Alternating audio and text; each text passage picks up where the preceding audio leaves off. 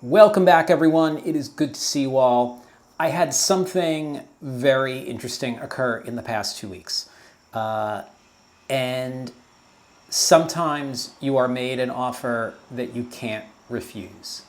Let's talk about that offer and the oddity that is sitting in my yard right now. Let's go.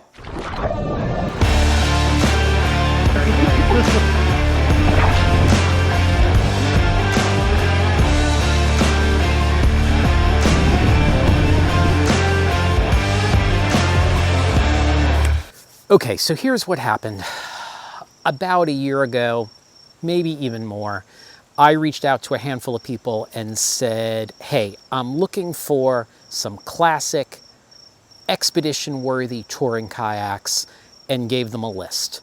If you have one of these that needs minor repair, let me know. I'm interested in picking it up. I got a response within minutes from Joey at Turning Point Boat Works, who said, I happen to have a boat sitting right here. And I immediately said to him, I didn't think you would be that quick. I'm not ready. I sort of forgot about it. Then I got an email about a week and a half ago. Brett, I've still got that boat. If you're interested, let me know. We had a very little back and forth.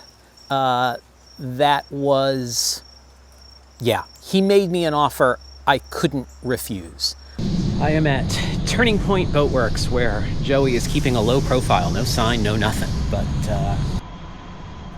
I'm not going to say how much I paid for the boat, but essentially Joey is sponsoring this series of videos. So what is the boat that I'm talking about? My camera is right now resting on a Nigel Dennis Explorer. Okay, the Nigel Dennis Explorer, as best as I can tell, was released in the early 90s, and it really seems like there has been very little change across the board on this boat. From what I've read, no changes to the hull, a handful of small changes to the deck. There have been some modifications done to this boat.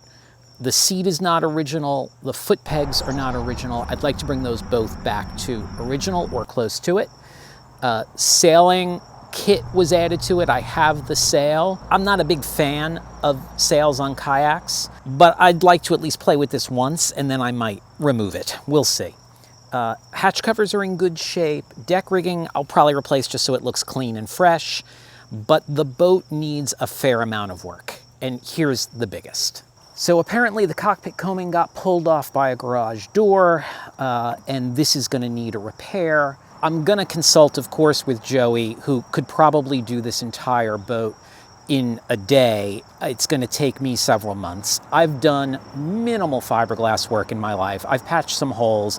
I've never done anything like this. And the beautiful thing about fiberglass boats are that with skill, you can make the boat look factory fresh. I do not have that skill. So really the two things I'm most worried about are Joey being disappointed in the quality of my work and the internet giving me a very hard time for the quality of my work. If it doesn't work out, I may give it another shot. There are a number of places on the boat with spider cracks, and really, I mean, I can't tell until I really wash it and polish it, but it looks like the whole thing could use a gel coat. I may not go that far, but there are definitely places with spider cracks that I need to fix. So here's my goal for this boat in the coming months. And I say months, it's going to be a winter project for me. I have a number of things that I'm working on in building, which need to take precedence. And so it's going to be a little while before I can get to this. So this is going to be a winter project for me. But here is my long-term goal. Get it back to a paddleable condition with it looking as good as my skills are capable of. I want to do a review of this boat because it is such a classic expedition style touring boat. This boat has been to Antarctica. Like if you read about expedition boats, this is the top of the list. Then what I would like to do is compare it to my Delta, because here's the thing. I said this about my Delta.